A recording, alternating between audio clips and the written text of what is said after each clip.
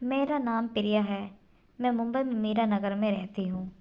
मेरी खूबसूरती के चर्चे सिर्फ मेरे घर तक ही नहीं थे, बल्कि घर से बाहर कॉलेज में भी थे।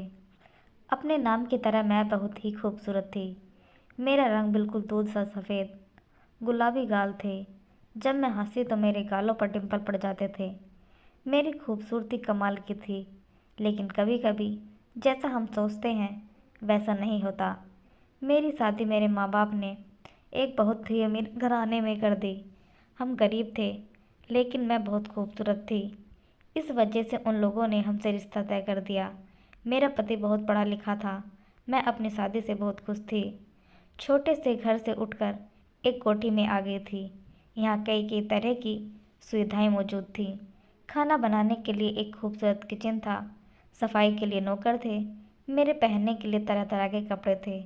लेकिन इन सब बातों में मैं एक बात भूल रही थी। शादी की पहली रात मेरे पति ने मुझसे शादी वाला काम करने से इनकार कर दिया और कहा कि मैं थका हुआ हूँ, मैं सोने जा रहा हूँ, तुम भी सो जाओ। मैं यह सोचने लगी, इतनी खूबसूरत लड़की जो शादी वाली रात और भी खूबसूरत लग रही थी, उसे कोई मर्द कैसे इस तरह मना कर सकता है। मैंने सोचा यह सच में थक गए होंगे, इसलिए सो गए। मैं भी कपड़े बदल कर सो गई। लोग मेरे हुस्न की तारीफ बहुत ज़्यादा करते थे, लेकिन मेरे हुस्न के मुकाबले में मेरे पति मेरे आगे कुछ भी नहीं थे। लेकिन फिर भी मेरे साथ उसका व्यवहार अजीब सा था। मेरा भी दिल चाहता था कि और लड़कों की तरह मेरा पति नाज नखरा उठाए, मोहब्बत से अपनी बाहों में भर ले। लेकिन शायद यह सिर्फ मेरे दिल की ही तमन्ना थी, जो दिल में कहीं दबकर रह गई। वह प्रिया जो शादी से पहले एक हसीन जिंदगी जी रही थी, आज मेरी जिंदगी बर्बाद हो गई थी। मैं एक हिरन की तरह हर रात तैयार होकर अपने पति के आसपास रहती, लेकिन मेरा पति कभी मेरा शिकार नहीं करता था। मुझे शक होने लगा था कि मेरे पति में कोई कमी तो नहीं। मैं उनसे पूछ भी नहीं सकती थी। शादी के बाद मेरी ज़िंदगी बिल्कुल ख़राब हो गई थी। मेरे पति काम के सिलसिले में अधिकतर बाहर ही रहते थे। मेरे घर में मेरी सास और मेरा एक देवर रहा करता था। मेरे कमरे के साथ मेरे देवर का कमरा था। मेरे देवर का नाम समीर था। समीर आजकल घर में ही रहता था। वह नौकरी की तैयारी कर रहा था। मेरे दिन बहुत मुश्किल से गुजर रहे थे। किसी भी काम में मेरा मन नहीं लग रहा था। सारा दिन यही सोचती रहती कि अब क्या करूं। मेरे पास करने के लिए कोई काम नहीं था जिससे मेरा दिल बहल जाए। मेरे अंदर का एहसास उमड़ उमड़ कर बाहर आ रहा था। मेरा भी दिल चाहता था कि मेरे पति मुझसे प्यार मोहब्बत वाली बातें करें। एक रात मुझे नींद नहीं आ रही थी। मैं पानी पीने के लिए उठी और जैसे ही समीर के कमरे के पास से गुजरी, मुझे समीर की अजीब अजीब आवाज़ें आ रही थी। मैंने देखा दरवाज़ा थोड़ा सा खुला था। मैंने दरवाजे से झांक कर देखा तो वह कंप्यूटर पर कुछ ब्लू फिल्में देख रहा था और साथ अपने हाथ से हिला रहा था। मैं बहुत हैरान थी, लेकिन मेरी आंखें फटी की फटी रह गईं। अचानक मेरा हाथ दरवाजे पर लगा और मैं डर कर अपने कमरे में आ गई। समीर को पता नहीं चला बाहर कौन था। अब मेरे दिमाग में यह घूम रहा था कि समीर मेरा शिकार करना चाह रहा था। कुछ देर ऐसे ही बैठी रही।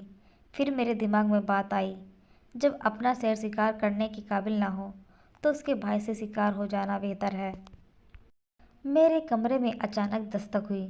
मुझे लगा कि मेरी सास होगी, लेकिन जैसे ही मैंने दरवाज़ा खोला तो सामने समीर खड़ा था।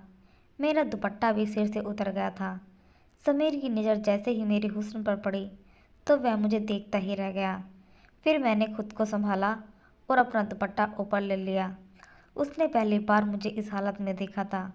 पहले कभी समीर मेरे कमरे में नहीं आया था और जैसे ही मेरे कमरे में आया, मैंने उसे बैठने को बोला और कहा कि मैं तुम्हारे लिए कुछ खाने को लेकर आती हूँ। लेकिन समीर ने साफ इनकार कर दिया। रात का 1 बज रहा था। मेरे दिल की धड़कन बहुत तेज हो रही थी। मेरा देवर कहने लगा, जब आप मेरे कमरे में झांक रही थी तो मैंने आपको देख लिया था।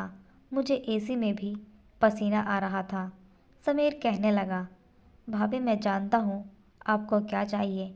मैं आपको एक बात बताना चाहता हूँ कि मेरा भाई नामर्द है और आपके साथ उसकी शादी इसलिए की थी कि आप गरीब घराने से ताल्लुक़ रखती हैं और मेरे भाई की दुनिया वालों के सामने इज्जत बनी रहेगी।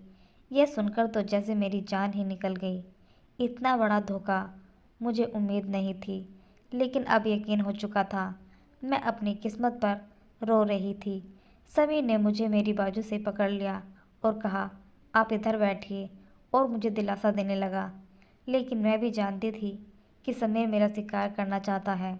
समीर दिखने में बहुत ही ज़्यादा खूबसूरत था। वह अपने भाई के मुकाबले में बहुत ही ज़्यादा प्यारा नज़र आता था। खैर, मैंने समीर से पूछा, आज तुम मेरे कमरे में कैसे आ गई? पहले तो कभी नहीं आए। कहने लगा, भाभी, बस मैं आपको क्या बताऊं, आज मुझे आपकी बहुत याद आ रही थी। मेरा दिल चाह रहा था अपने सारे पल आपके साथ गुजार दूं।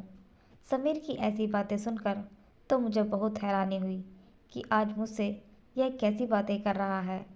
फिर वह मुझसे कहने लगा, अगर मेरा आपके कमरे में आना अच्छा नहीं लग रहा तो मैं यहाँ से चला जाता हूँ। मेरे दिल में अजीब सा एहसास जाग रहे थे, क्योंकि अब मैं भी शिकार होना चाहती थी। मैंने कहा, नहीं समीर, ऐसी कोई बात नहीं, तुम जब चाहो मेरे कमरे में आ सकते हो। फिर मैंने कहा, मेरे पास आकर बैठ जाओ। जैसे ही मैंने उसे अपने पास बैठने को कहा, उसकी आंखों में एक अजीब सी चमक दिखाई देने लगी। भाभी, बस सारा दिन बहुत बोर हो जाता हूँ। मैंने दिल में कहा कि मैं तो तुमसे भी ज़्यादा बोर हो रही हूँ। एक तुम ही तो हो जो मेरी अंदर की आग को बुझा सकते हो। कहने लगा, अम्मा तो सो रही हैं, सोचा आपके साथ आकर गपशप कर लेता हूँ। और पूछने लगा, भाभी, भैया कब तक आएंगे?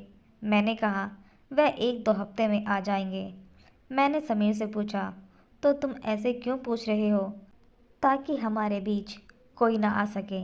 मैंने अपने देवर से पूछा, मतलब क्या है तुम्हारा इस बात का? उसने मेरे दोनों हाथों को थाम लिया। मैं समझ चुकी थी कि मेरे साथ किस बारे में बात कर रहा है। फिर समीर मुझसे कहने लगा, भाभी प्लीज़ मेरी मदद करें कि शायद उसे किसी चीज़ की ज़रूरत हो। मैंने पूछा, समीर, तुम्हें क्या हुआ है?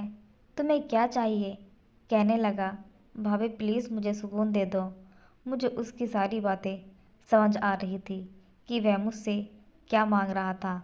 मैंने उसके अंदर कुछ तब्दीली नोट कर ली थी। मैं उसकी हरकतें देख रही थी। मैंने उससे वादा किया कि यह बात सिर्फ तुम्हारे और मेरे दिल में रहेंगी। तुम्हारे भाई को इस बारे में पता नहीं चलेगा, वरना वह मुझे तलाक दे देंगे। उसने मेरे साथ वादा कर लिया। अब वह मेरे और भी करीब आ गया और बोला, भाभी, मुझे यह गंदी फिल्में देखने की लत लग गई है। ना चाहकर भी अपनी इस आदत को छुड़ा नहीं पा रहा हूँ। प्लीज़ आप मेरी इस आदत को छुड़ाने में मदद करें। प्रिया तो कुछ और ही समझ चुकी थी, लेकिन उसका सारा भ्रम अब दूर हो चुका था। प्रिया अब उदास हो गई थी कि उसे जिस्म सुख कभी नहीं मिलेगा, लेकिन उसने अपने देवर की उस गंदी आदत को छुड़ाने में मदद की और कुछ ही दिनों में उसने वह आदत छोड़ दी थी। एक दिन पता चला कि घर लौटते वक्त उसके पति की मौत हो गई। यह सुनकर तो प्रिया की जैसे दुनिया ही खत्म हो गई। समीर ने अपनी भाभी को संभाला और माँ के कहने पर उसने अपनी भाभी से शादी कर ली। समीर ने प्रिया को हर तरह का सुख दिया और दोनों एक दूसरे के साथ बहुत खुश थे।